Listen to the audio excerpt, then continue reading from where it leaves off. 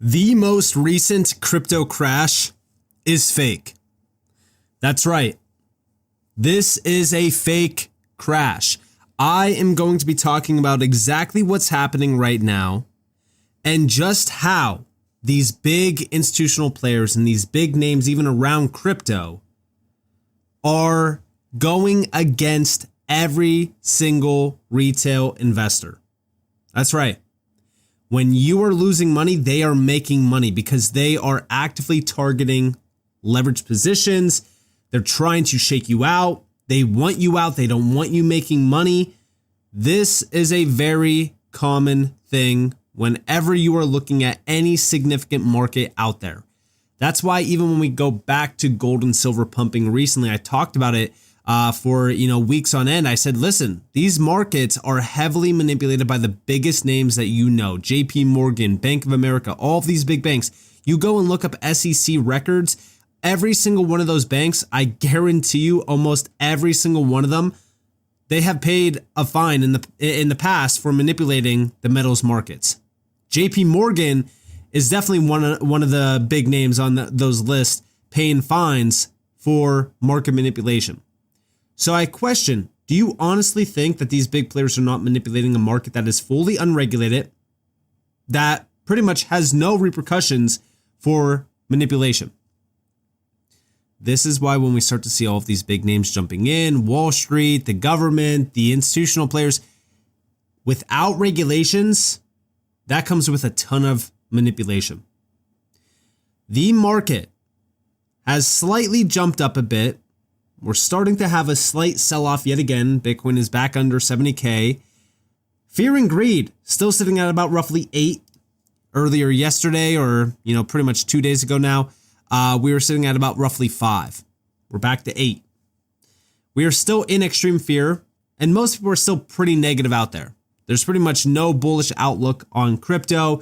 Everyone believes that crypto is dead. It's done. I've had a few people, telling me or even asking me like, hey, what do you think about this market? Like, do you think that's going to be able to bounce back? Like, do you think that now is the, time to enter?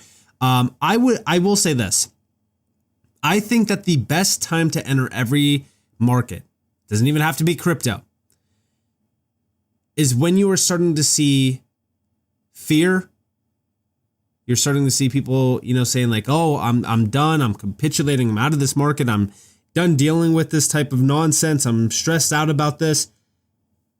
Or just blood.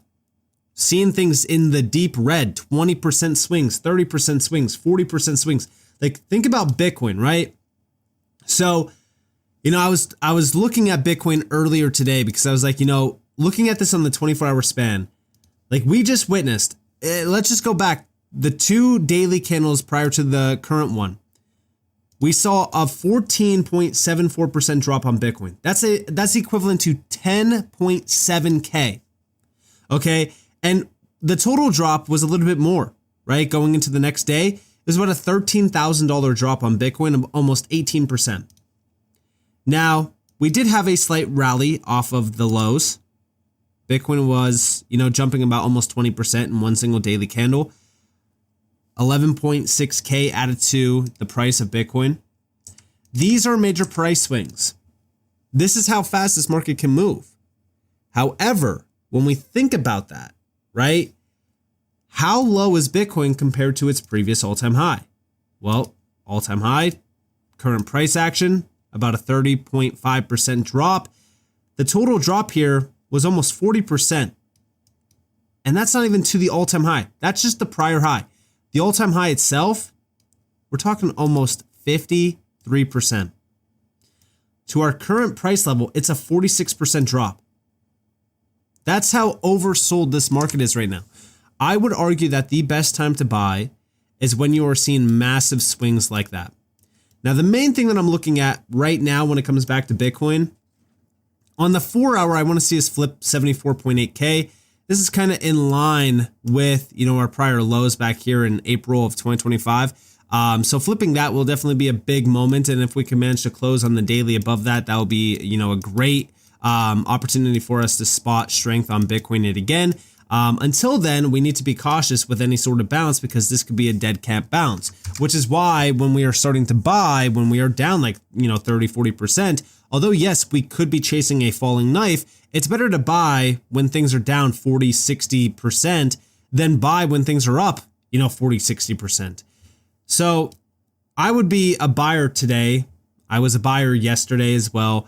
But looking at Bitcoin, yeah, we have a lot more work to do here. Looking at this on like the 24-hour view, it's a little bit more of a different story. Obviously, we look more so on the macro view. I want to see us have a daily candle close back above like 76.3K. After we reclaim that, there's definitely some resistance right around like 79K. So beyond this level, I would mainly be looking at the next key support zone, which is up here at around like $85,000. After that is reclaimed, then we mainly just target the previous highs and, watch for a close over 97K, which by the way, we have yet to close on the weekly back above $97,000, which was the key target that I've outlined going into the sell-off.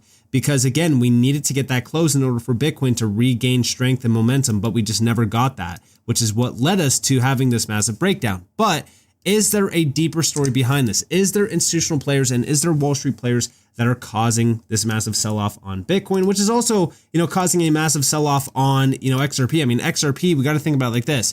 Again, XRP is a great example of like, oh, should I be buying XRP today? XRP is down 61.3% to its current price action from its prior high going back to July.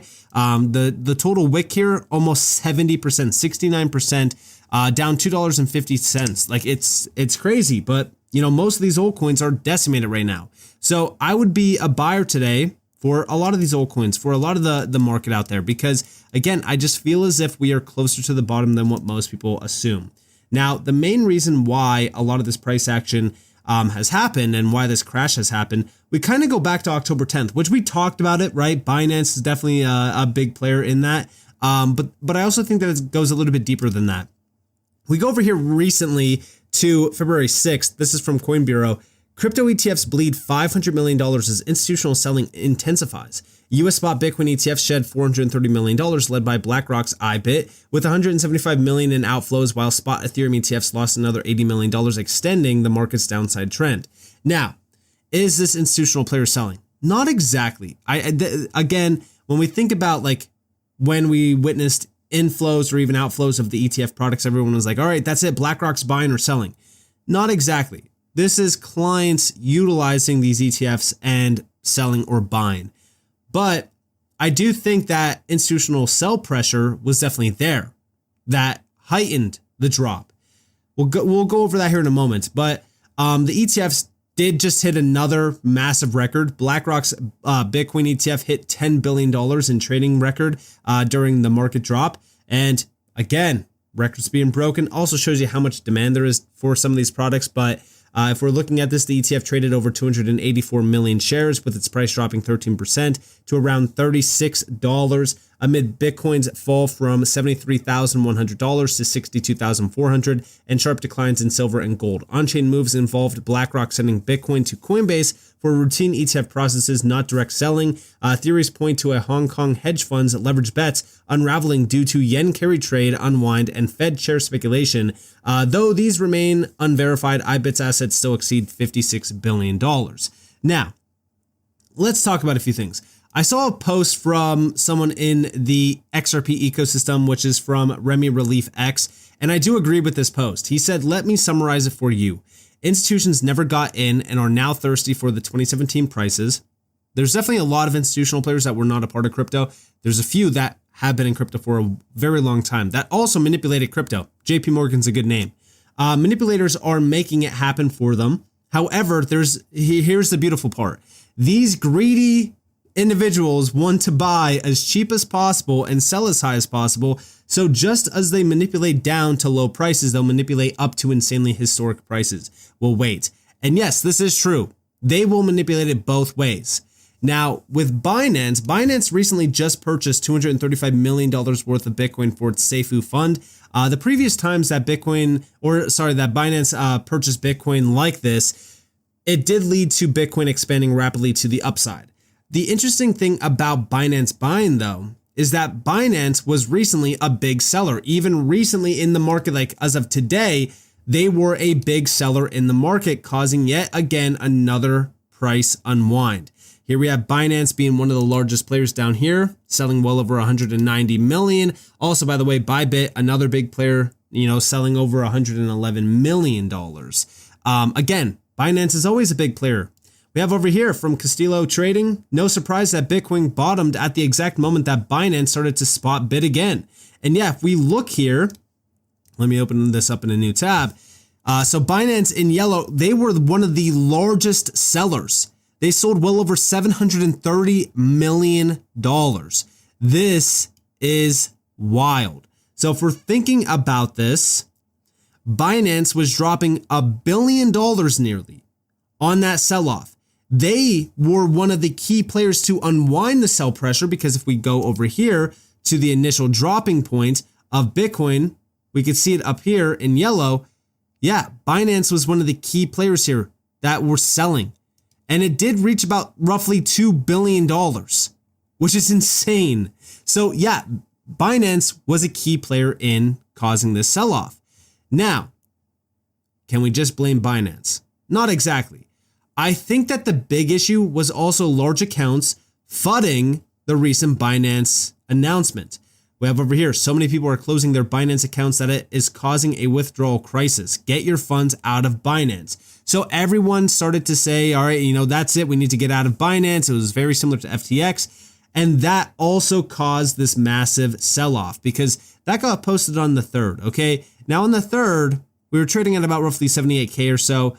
This led to well over $600 million in outflows. We have over here, dear Binance Fudders, great job. You triggered a $600 million net outflow rush, a whopping 0.3% of their total reserve. So yeah, this definitely did lead to a massive sell-off, which can trigger on-chain Binance selling off in a massive way. So I do believe that this is what really started to cause this. However, what about the institutional Wall Street guys? Well, if we really think about this sell-off being very fake, we go over here.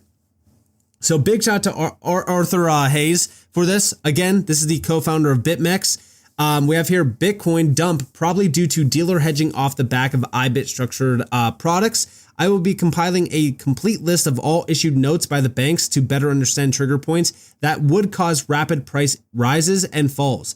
As the game changes, you must as well. So yeah, essentially when we think about what's been happening here, even going back to October 10th, right, we look at what's really happening with these ETF products.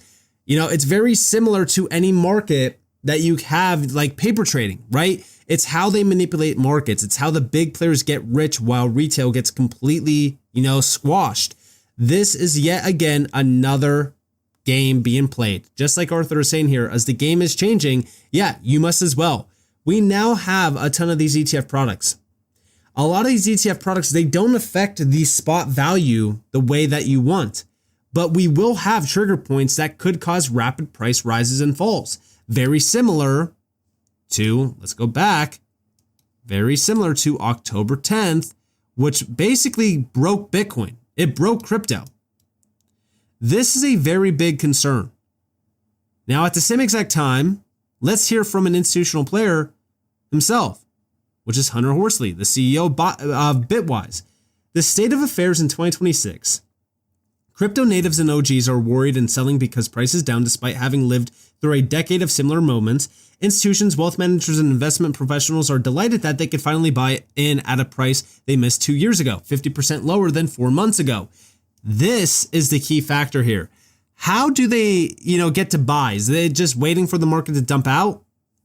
There has to be some sort of trigger, which is why we go back to the paper-based trading and even the ETF products.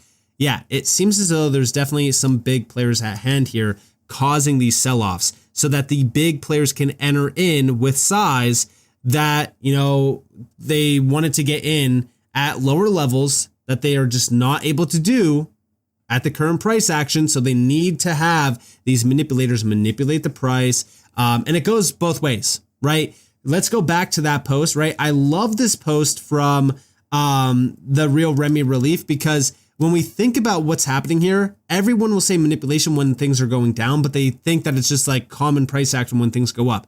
No, they manipulate it in both ways. So once all these big players start to enter, yeah, they're going to full send the market.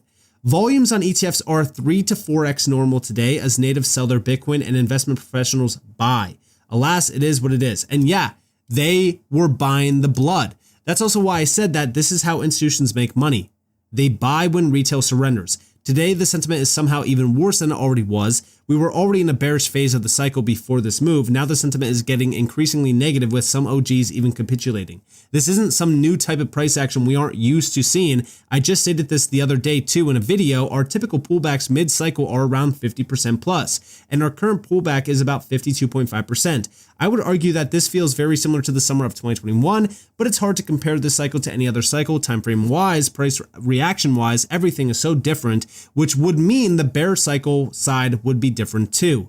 If Hunter is correct and institutional investors are, starting to step in, we could see the bottom happen much sooner than most expect. The only concerning part of this is this time is different statement. It's not knowing if this time really is different or not. But I still believe that if we are starting to see everything change around crypto, yes, the bear cycle side would also change, which is why we really think about where we are at right now. And I saw a great post from Sweaty333 on X. You don't have to agree with me. Bookmark this and look back at the end of the year. I do agree with him. I do think that he's correct here. I do believe that we are essentially at the 65K region where it's nearly disbelief. I think that we are going to full send. I mean, think about it logically, okay? If we're starting to see the ETFs bid in a big way, we're starting to see Bitcoin trends on Google Trends expand in the largest way that we've seen since going all the way back to like 2024. If all of this is happening, and if Hunter's correct, if all these big players are starting to jump in now and they're delighted to buy now because they missed this price action 2 years ago and even 4 months ago, then we would bottom sooner than expected. Now we have to watch, wait, and see. The main thing that we are watching now with, Bitcoin is maintaining the prior lows, okay? Losing this would definitely be a very big concern. It would allow us to hit like 58K or so next, but I'm going to be watching this because if all is, correct on what we are going over here, then yeah, we should see Bitcoin break a new all-time high, potentially go to 200K. We'll have to see what happens, but I do think that this chart is correct. I look at the 65K region. I look at what's been happening in crypto. I mean, most of this market has been down 1 year. It's just been down over the last year. No major gains on some of these altcoins. The only thing that's really been making gains is Bitcoin. So yeah, I feel like this bear market is so different. I feel like things are starting to change rapidly in crypto. I'm going to be watching to see if this plays out. And obviously, yeah, go give Sweaty333 a follow on X. I just noticed that I'm not even following them, but go check them out. I think that this is a great way of looking at where we are at because 65K today feels like FTX. And most of the, indicators are telling us that most of these charts are extremely oversold compared to FTX. This feels worse than any significant bear market in time because the sentiment was already bad leading into this mass sell-off. But I do think that this sell-off is fake. I think that a lot of it is tied back to institutional players, Wall Street giants, trying to get better deals on crypto. So with that being said, I hope that you guys enjoyed this video.